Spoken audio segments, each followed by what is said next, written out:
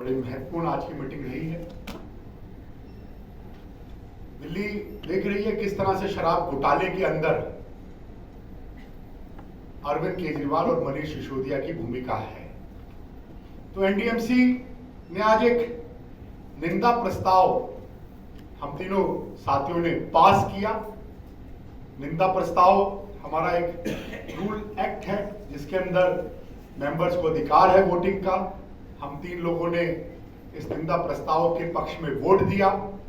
निंदा प्रस्ताव कहता है कि एनडीएमसी की जनता को जानने का अधिकार है कि अरविंद केजरीवाल बताएं, जो यहां से विधायक और काउंसिल के मेंबर है, कि दिल्ली में शराब घोटाला क्यों किया, क्यों 140 करोड़ की छूट कोविड के नाम पर अपने साथियों को दी। जब देश के माने प्रधानमंत्री और गृह मंत्री दिल्ली को और देश को कोविड की लड़ाई के लिए खड़े थे, बचा रहे थे, तो ये दिल्ली में आम आदमी पार्टी की सरकार शराब घोटाले में लगी थी। उस निंदा प्रस्ताव में है कि बताए कि 30 करोड़ की एडवांस मनी क्यों छोड़ी, क्यों कमीशन 2.5% से 12% करी, जिसमें आपको हजारों करोड़ का मुनाफा होना था। अरविंद केजरीवाल बताए कि अगर पॉलिसी इतनी अच्छी थी तो विड्रॉ क्यों करें। अरविंद केजरीवाल बताए कि क्या दिल्ली ने, नई दिल्ली ने इसलिए चुना था कि दिल्ली को शराब की नगरी बनाए, उसका घोटाला करे। तो जो शराब घोटाले पर आज निंदा प्रस्ताव हम सब लोगों ने पास किया है, इसमें हमने मेथड ऑफ जो डिसाइडिंग क्वेश्चंस हैं उसको ध्यान में रखते हुए और हमारा सेट में members not to vote on matter, अलग अलग इश्यूज को ध्यान में रखते हुए इसमें करा है।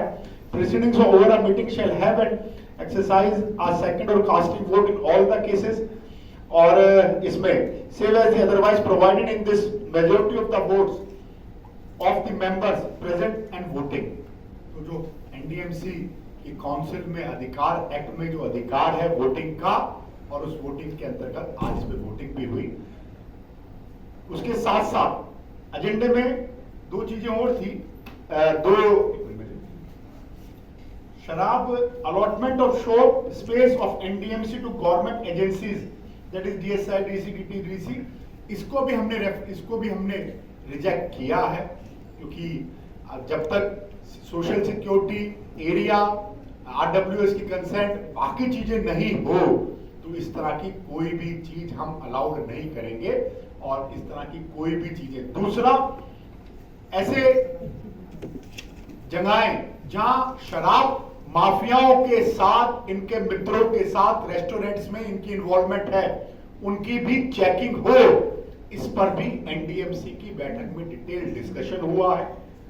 उनके विधायक चाहते थे कि और शराब की दुकानें एनडीएमसी में खुल जाएं, पर एनडीएमसी के तीनों हम साथियों ने एक मत से उस निंदा प्रस्ताव को अरविंद केजरीवाल और मनीष सिसोदिया के खिलाफ पास किया, प्लस उस एजेंडे को भी रिजेक्ट किया जिसमें नई दुकानें खोलने का एजेंडा था। कई और महत्वपूर्ण इश्यूज पे डिस्कशन हुआ है। आज इस काउंसिल में, जैसा आप लोगों के ध्यान में था, 27 करोड़ का जो एक बड़ा प्रोजेक्ट, जिसमें एनडीएमसी में गोल मार्केट में नया एक भवन और जिसके अंदर म्यूजियम बनने के लिए डिटेल डिस्कशन की अप्रूवल हुई है, किस थीम के साथ आएगा उसका भी हुआ। अब मेरे साथ विशाखा जी और गिरीश जी हैं, इन्होंने भी महत्वपूर्ण मुद्दों पर चर्चा करी। मैं विशाखा जी से निवेदन करता हूं, उसके बाद गिरीश जी अपनी बात। कुलजीत जी ने विषय रखा अरविंद केजरीवाल मुख्यमंत्री की शराब भ्रष्टाचार किस कदर चरम सीमा पर, ऊंचाइयों पर उन्होंने बढ़ाया। एक तरफ देश कोविड से जूझ रहा था और दूसरी तरफ दिल्ली के मुख्यमंत्री ने शराब की दुकानें खोल करके और जिस तरीके से पब्लिक को लाइन में खड़ा करके इतने भयंकर जो बीमारी पूरे देश में चल रही थी उसको बढ़ाने का काम किया।